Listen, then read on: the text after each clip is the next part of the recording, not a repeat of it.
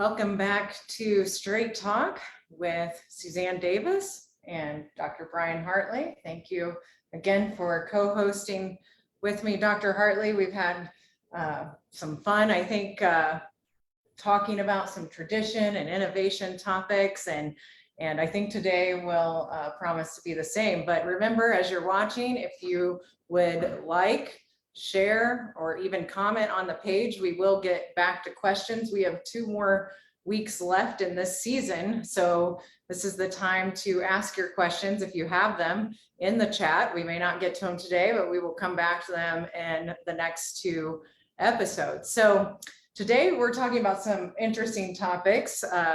As Brian likes to say, riding the barbed wire fence of the both and, the via media.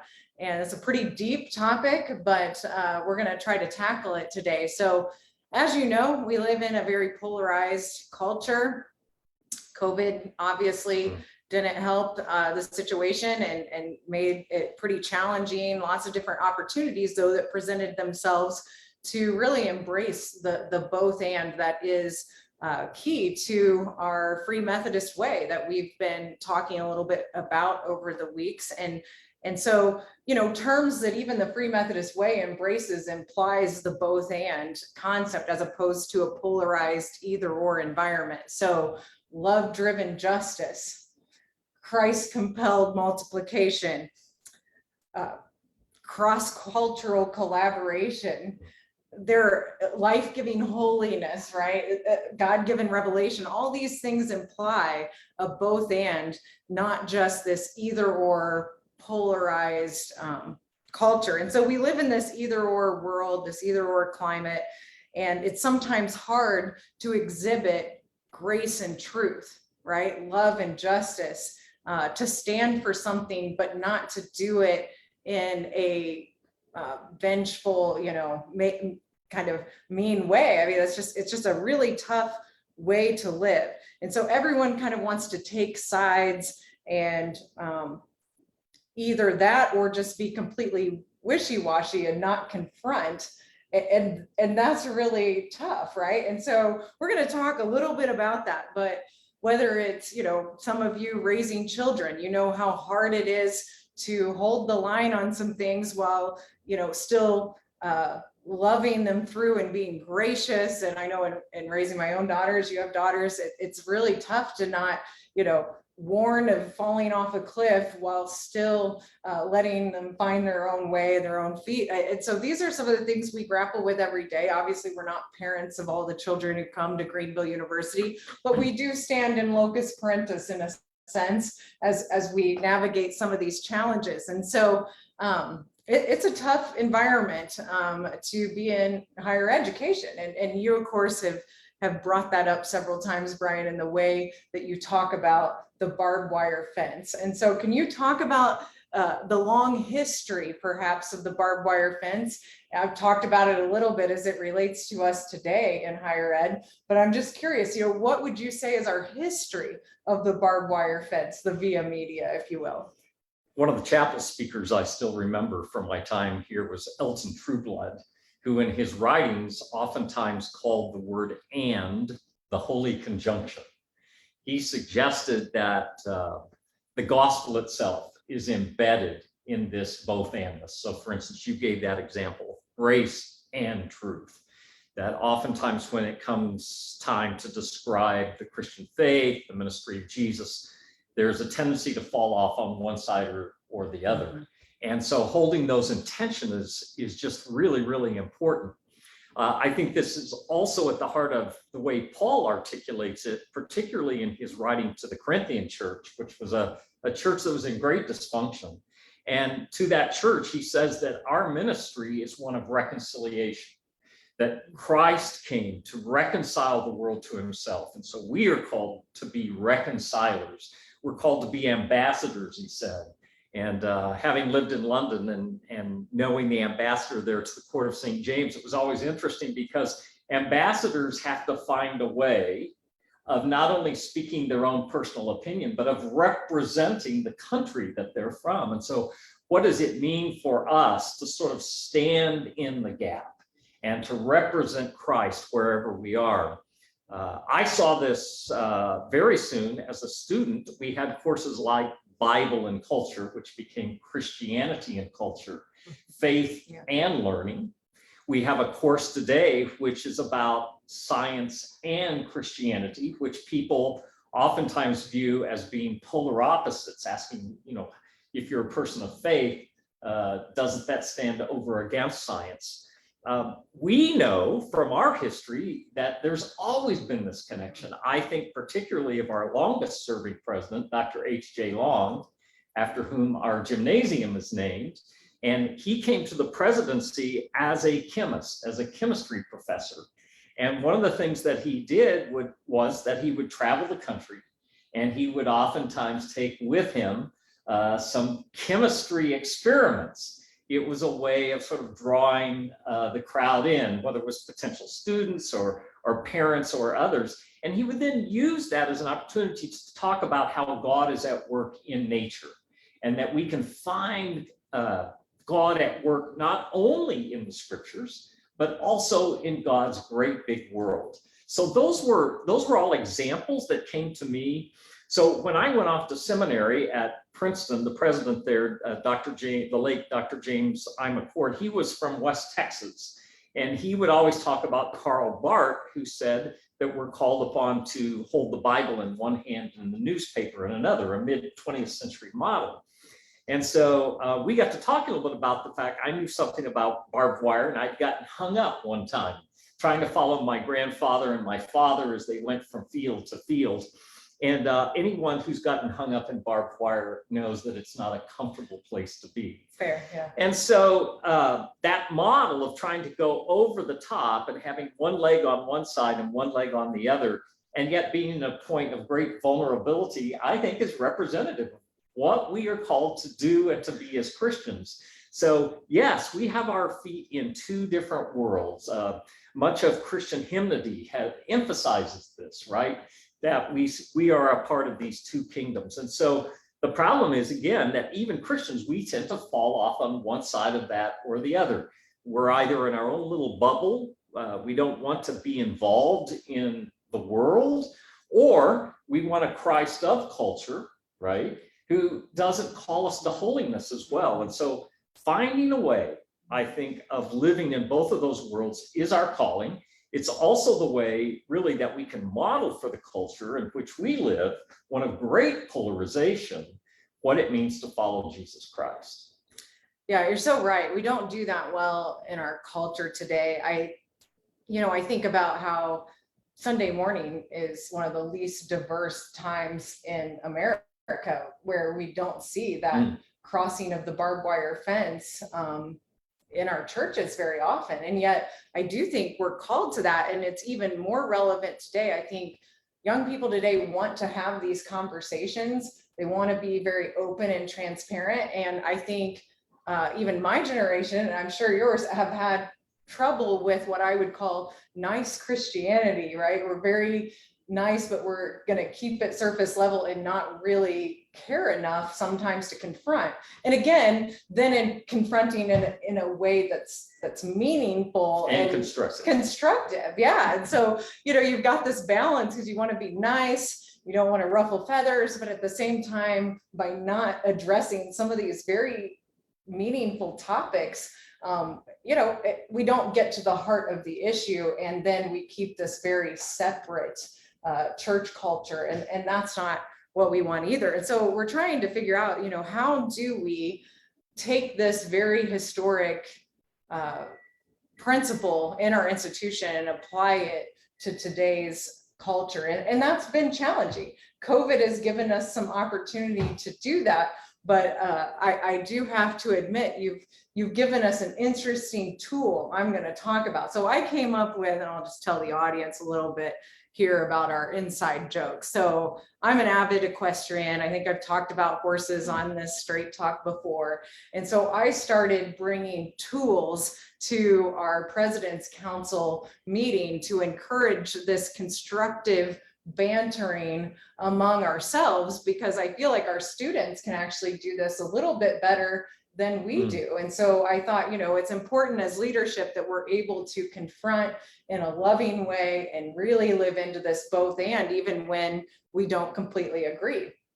And so I would bring like a unicorn, different species of equine, although unicorns, of course, don't exist. I would say, well, we could turn this unicorn into a horse and get real horsepower. I have a donkey. Then we start going outside the equine sphere. You can imagine all the implicit conversations here that resulted from these tools. I had a bull. That's obviously helpful every now and then, but then you contributed a very special tool that I have brought here today. I don't know if you knew that I had this, but I took your special instrument here. This is, maybe the audience can see it, the Holy Hand Grenade of Antioch. And this helps us in our conversation when we're having both and conversation. So I'm curious if you could give us some examples of when you've used this holy hand grenade in conversation with the President's Council. Well, first off, we probably should give a little context, people. I mean, you start using something as violent as a hand grenade. How is that helpful? We just talked about constructive conflict. Question. Yeah, right. Yeah, great. So I think we're all shaped by the times in which we live. And so when I came here as a student in the mid-70s, there were a couple of great comedic pieces that were going on. There was a program called Saturday Night Live that launched that fall. And so we would all gather together in— it's an interesting Christ and culture. Yeah. Trying to make sense of Chevy Chase and Danny Aykroyd and Gilda Radner and others. But there was a piece of cinema that came out that year, and it was called Monty Python and the Holy Grail. Now, I wound up doing my undergraduate thesis actually on the Arthurian myth. And so I had a great interest in the appearance of this particular film. And so for those who've not seen the film, it's a parody of much of the Arthurian materials. But at one point near the end of the film, they have exhausted all recourse to try to get to this particular place, and they are confronted by this evil rabbit. And so the only way to get across is they call upon the resource known as the Holy Hand Grenade of Antioch. And it is used and lobbed against the rabbit. And of course, they have a lot of fun quoting from said scriptures saying, thou shalt not pull the pin on 2, and 4 is right out. So you have to count 1, 2, 3. So this is the Holy Hand Grenade of Antioch. And I thought, after all the animals you were flinging in our meetings, that it would be helpful maybe to have something a little bit nuclear. That is, what do we do whenever we get to a point when we've exhausted all other resources and we have to think outside the box? And so the Holy Hand Grenade of Antioch, as I conceived of it, was a way to try to catch everybody up short and say, maybe we're caught up so much in our traditional ways of thinking that we're not looking for that third way. Right. What is the way that we can be both and? And certainly COVID gave us a great opportunity to try that out. You'll remember that we were confronted in March of 2020, just as most institutions were, with what do you do? And we decided to— it kind of has fangs. It had great fangs. Yeah. And we decided that our only recourse at that point was to try to finish the semester online.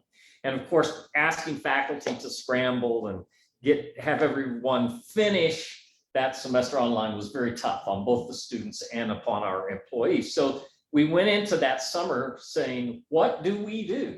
And of course, most schools were making one of 2 or 3 choices, one of which was just to do the safest thing and lock everything down and just stay online, which students didn't like, right, across the country. Right. Others were poo-pooing the whole problem and suggesting, why do we even have to wear masks? And so we found ourselves asking, what do we do? And so you came up with a number of conversations, and it might be helpful for folks to hear. How did we find that third way then? Yeah, so we had relationships with the University of Illinois, and we'd been talking with them for quite a while because they had students from Wuhan and we had students from Wuhan, China. And so early on during 2020, we were talking about how this was going to hit and how it would be, so difficult for our campuses. And so we were able to partner with them in some of the leading technology with their saliva testing program. And so we collected over 40,000 saliva samples over the course of a year. And we're able to create a bubble, especially since we are a rural, fairly tight-knit community. It actually worked not just for us, but for our local school district, did some testing with us as well. And because we're one of the smallest counties in the state, we actually are the smallest, I think, in population. It worked to create a semi-contained bubble that allowed us to do a lot more than other places, including even the big state institutions. And it helped us to solidify the relationship with our community too. You Absolutely. might talk about that call that we did on a daily basis for a while. Oh gosh, yeah, we had so many people joining the call, local government entities, IDPH. We had to upload all of our data through that system. Superintendent of school was on that call, the police. Local business owners, hospital staff. So it really brought us together in a way. So even though it was a very difficult decision, I think no matter what, it was going to throw a bomb, right? You couldn't be protective enough, but you couldn't be open enough for different audiences, but we refused to be pushed into that corner. And the entire community came together in this case to say, you know what, this does have things, but let's find another way to persevere through this. And even though it was highly polarized, that's an example of another way, a middle way, via media, very practically tangible. And we heard from several of our sister schools just how much conflict it created. Not only conflict within their campus community, but oftentimes it was a town gown problem. That's true. And so we were able, I think, to overcome that. It was actually one of those times when our small rural location, our ability to pivot and to work with the various players actually paid off for us in ways that other, particularly larger schools could not do. Yeah, and I would of course then say that although it was a bomb, it really became a horse, right? We turned it into horsepower. So everything really comes back to equine in our conversation, but we did throw that bomb. We had to make some tough decisions. Obviously, that's the beauty and the difficulty, the opportunity and the challenge of the both and, the via media, the middle way, the barbed wire fence. And, really it couldn't be more relevant than it is today. And I think there's very few Christians, especially, finding that place to stand. So it is a place to stand. It's not wishy-washy. That's right. It's a place to stand, but it is an intentional leaning in to the confrontation in a loving way. And that is not easily done. It's easier said than done, but that's a tangible example of how you can turn that bomb into a path forward. So anyway, it really is a pleasure to serve during these challenging times in higher ed, a pleasure to serve with you, Dr. Hartley, over these years. And it's a pleasure to serve with you, Madam President. We look forward to our next conversation with the folks listening in. Thanks so much for tuning in.